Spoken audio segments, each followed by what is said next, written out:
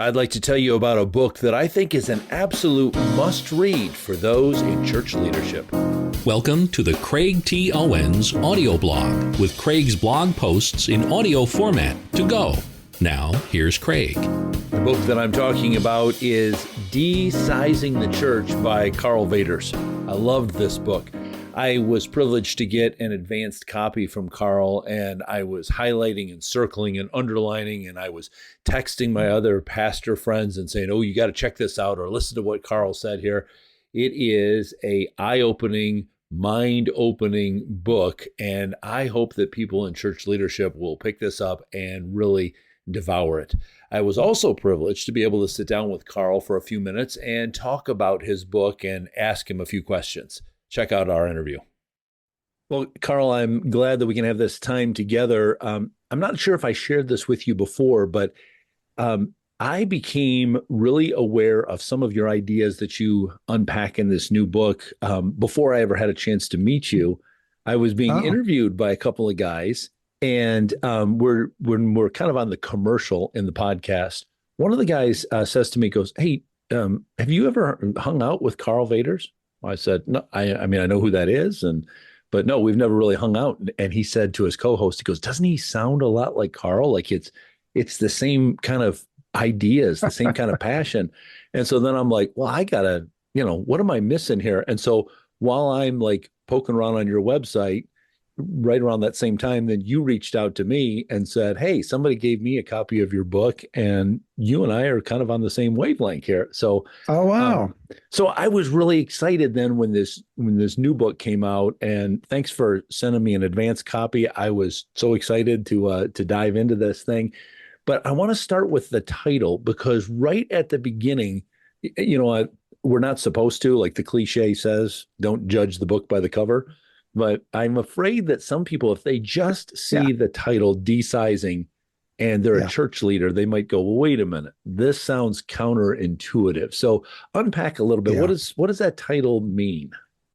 Yeah, it's only been out a week or so now, but that title has already been kind of like the topic of conversation. I actually talked to somebody the other day. He said, I was talking to a friend of mine, and he's pastoring this church, and he can't get his numbers up, and he's getting frustrated. So I told him, I just read an advanced copy of De-Sizing the Church. You need to read De-Sizing the Church. And he said, my friend paused and went, yeah, just that title is ticking me off enough that I probably do need to read it. Yep. So, okay.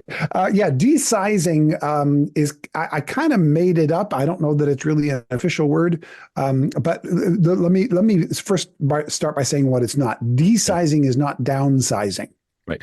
So we are not talking about, I don't have any desire for churches to be small. I love the small church. I do a lot of work with small church pastors. I try to find small church specific resources whenever I can, but there's no right size for a church, and I don't want churches to be smaller. The idea of de-sizing is the idea of removing size as the primary factor by which we judge congregations. Because let's be honest, for 40 years and counting, every time pastors meet, the main thing we talk about is how many people we have in the church on any given Sunday. Yep. And that is the requisite determiner of whether or not a church is healthy. If it's getting bigger, it must be healthy. If it's getting smaller, it must be unhealthy. But there are a whole bunch of other factors at play that we need to take consideration. It's not even removing numbers from the equation. I think numbers are important, but they shouldn't be the most important thing, or sometimes the only thing that we consider. Well, I like too the way that you made a little kind of analogy in passing about the shoe size related to church size. Share that. Yeah, I was, I'm 6'6", and in fact, in my first book, The Grasshopper Myth, I talk about a young girl at our church back in the day. She's now a young married mom, but back in the day, she thought that the bigger you were, the older you were, because at her age, when you get bigger, you get older, you get bigger. And then she paused and went, Pastor Karl must be the oldest person in the world, because I was the tallest person she knew. And so her mom related that to me. And it was like, and sometimes we take that kind of immature approach to churches. Well, that's the biggest church around. It must be the healthiest church around.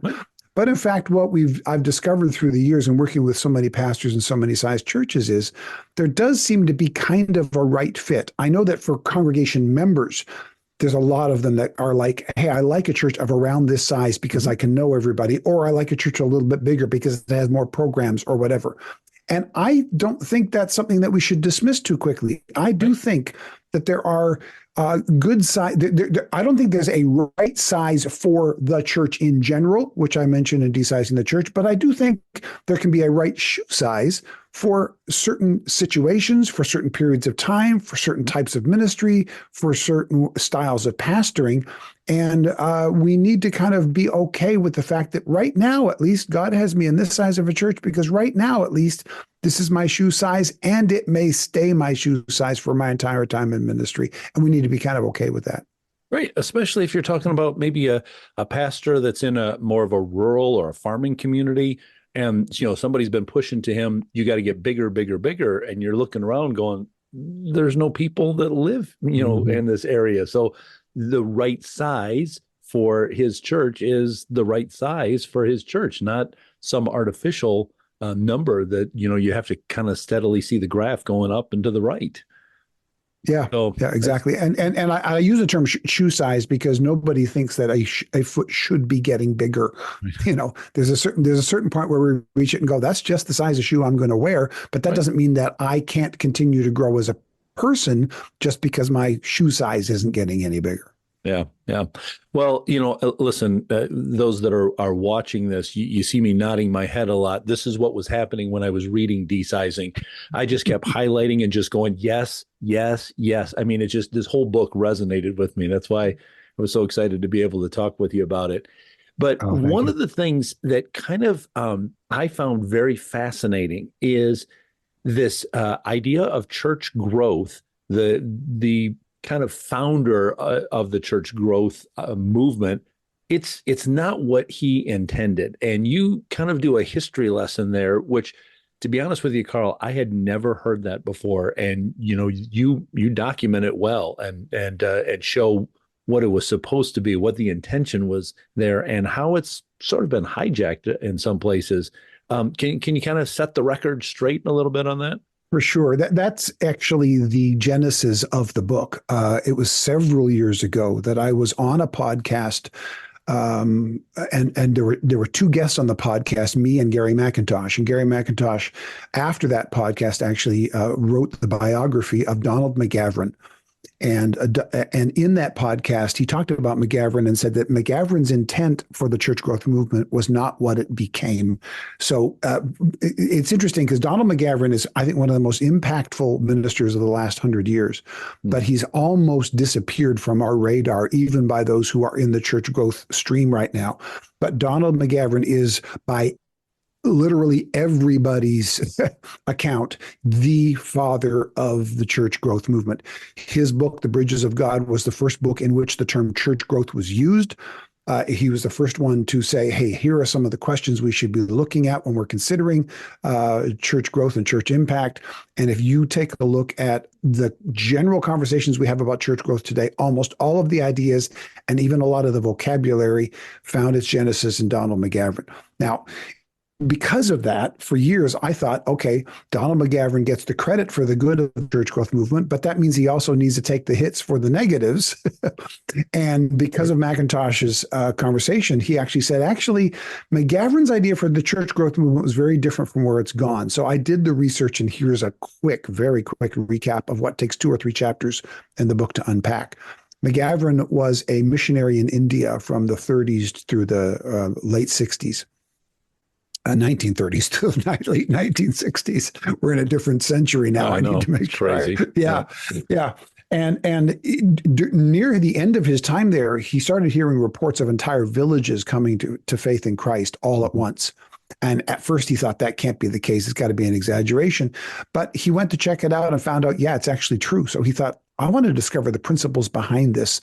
And he started documenting it. And then as he retired, he did a tour in Africa where he'd heard that similar things were happening. So he went to several countries in Africa as well.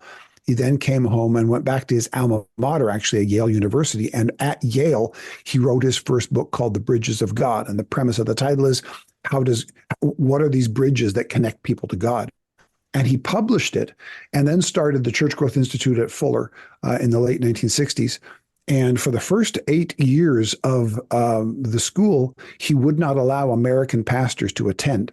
Now, what's fascinating is you aren't allowed to just say American pastors can't show up. So what he did was he came up with 3 requirements that excluded 99.9% of us, which is you have to master a second language, you have to be working in a context outside of your own context in another ethnicity, and thirdly, you have to show mastery in your understanding of an ethnicity outside of your American context. So that excludes 99.9% of us. Mm-hmm. But American pastors were reading his book and going, "Hey, there's some really good stuff here. We want in the class too."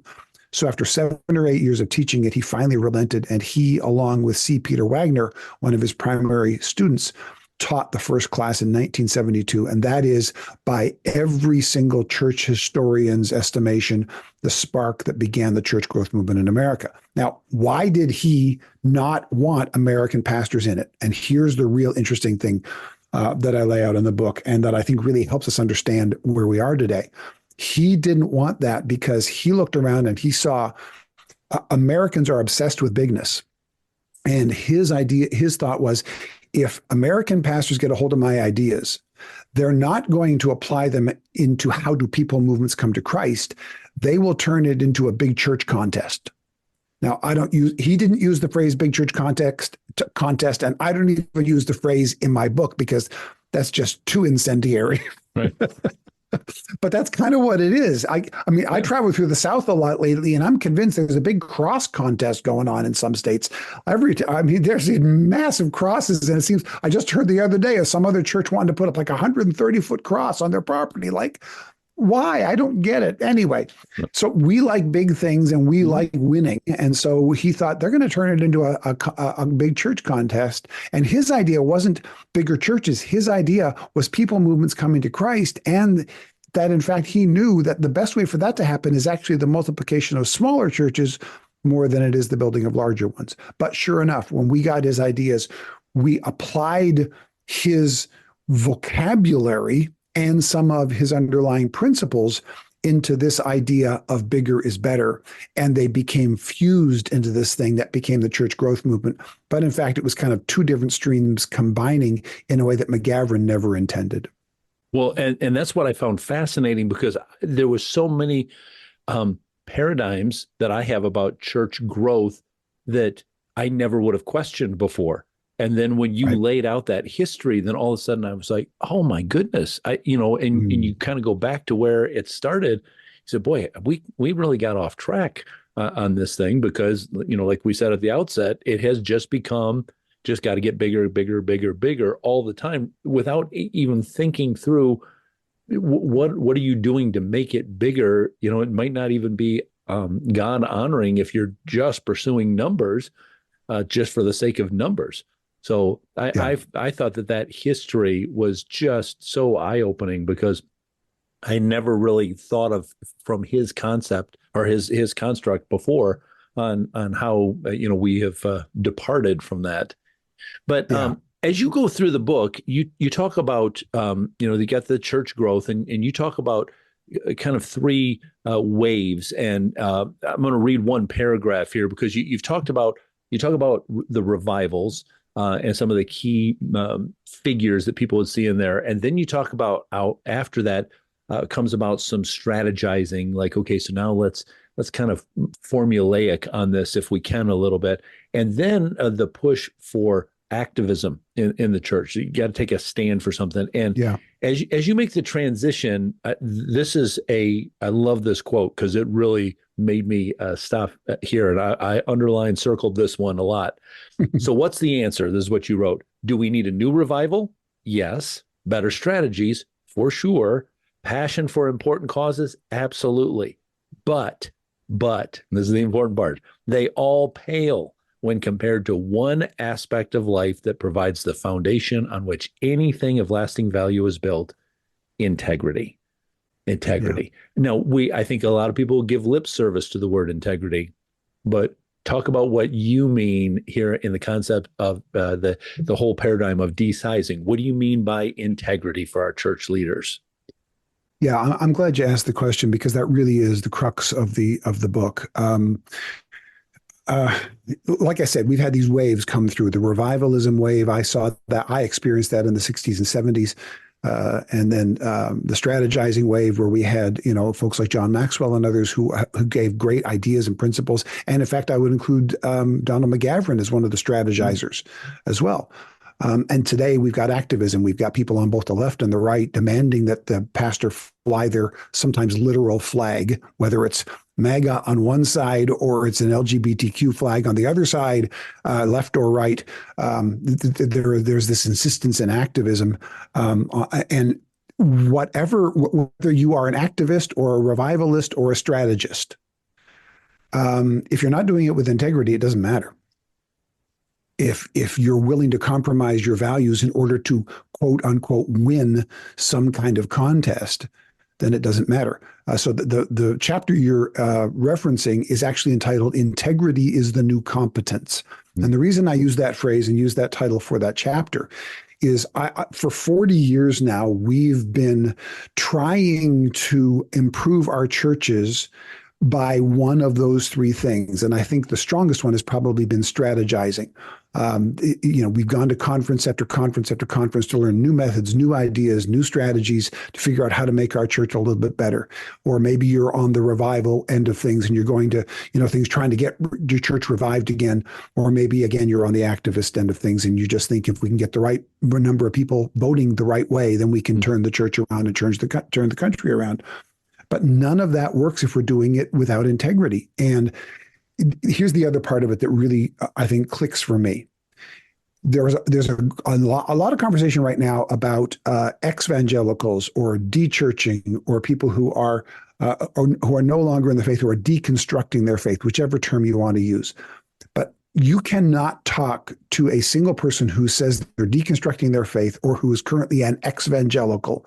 You can't find one person who says the reason I left the church was because they couldn't get their strategies right. Right? That I wish I wanted to serve Jesus, but my church just wasn't getting any bigger. So what am I to believe? Yeah. Right? But you will find a whole lot of them who left because they don't trust us anymore. Yes. Because we've had a lack of integrity. Yeah. So we cannot strategize our way out of this mess. We can't even revive our way out of this mess.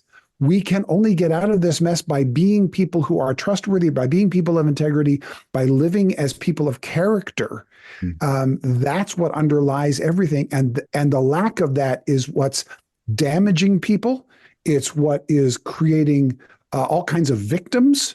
Not imagined victims, but actual victims. When we lack character, we victimize people in all kinds of different ways. Yes. And sometimes it's our leaders, and sometimes it's the people who are trying to follow our leaders. And sometimes it's both. Sometimes the lack of character in the leader ends up hurting everybody, including the leader themselves. Absolutely. We have to get back to, we have assumed integrity and we've been teaching competence, and we cannot assume integrity anymore. I love that line. We assumed integrity. And I think that there's a lot of people that they just have been kind of on the carousel. This is just the way that we do it, just the way that we do it. And there's been no pausing to look why are we doing this? What's at the heart of this? What's at my heart? As a pastor, as a ministry leader, what's really at the heart of why I'm doing what I'm doing? And again, I mean, I'm going to repeat myself.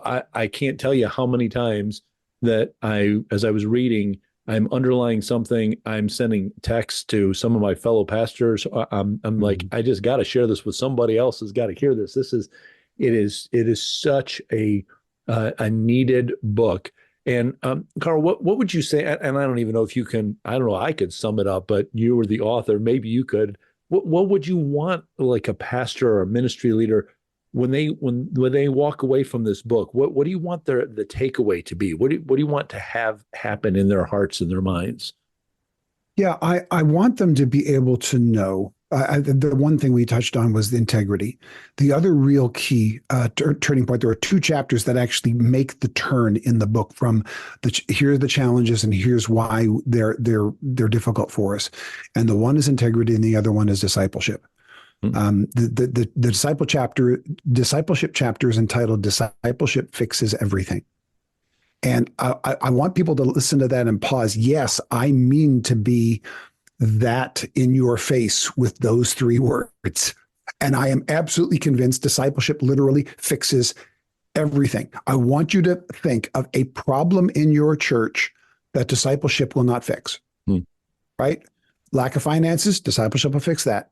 Lack of maturity, discipleship will fix that. Conflict, immorality, disunity. You cannot name a problem in the church that discipleship is not the remedy for, which is why Jesus told us, build disciples. Meanwhile, he said he will build his church. Right. Yep. But what we do is we've decided, okay, Jesus, I'll take the building the church part.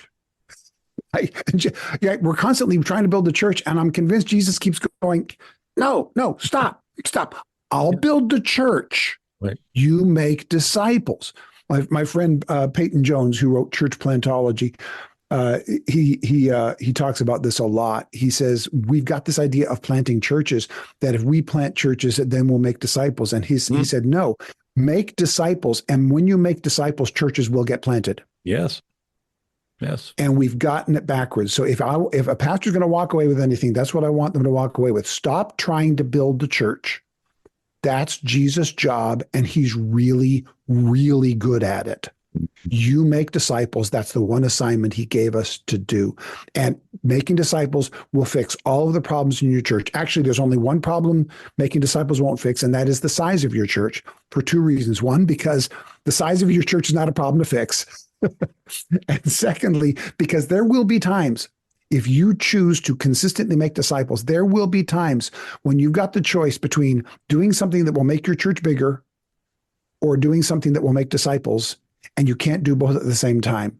And we need to pre-decide that when we come to that point where we have to decide between bigger or character, or we have to decide between bigger or disciple making, we will pick character and we will pick disciple making every single time. Yes. Amen. It's great. Yeah. So the book's available. People can get it on Amazon. I'm sure other online resources as well. Wherever books are sold, as they say. Great. But there's also, you have ongoing resources as well, ongoing conversations with church leaders. Share with the folks where they can connect with you on that. Yeah, absolutely. carlvaters.com is my website. So that's where you can go for anything that I do. The nice thing about having a name, if you spell my name correctly, which can be a challenge at times, Carl with a K, Vader starting with a V with a T in the middle, and make sure you add the S at the end. All of that. If you can get my name right. Yeah, if you can get my name right, you can find me anywhere, including on Twitter and Instagram and Facebook and all that place. But carlvaters.com is the clearinghouse for everything I do. Yep. A great podcast. Good conversations on there. So there's a lot of places. So get to Carl's website. And, Pastor, listen, I strongly recommend not only to pick up a copy of Desizing for yourself, but get it for your other ministry leaders, get it for your board, get it for your associate staff members. Read this together, discuss it together, because I think that you're going to have a lot of eye-opening aha moments, a lot of things where you're going, man, our paradigms are being challenged here.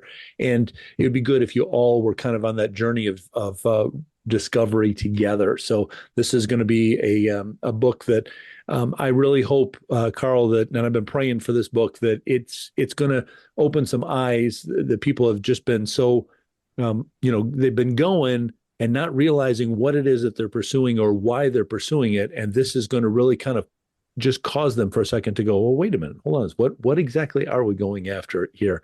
So believing for great things for this book. So kudos to you for writing this excellent resource.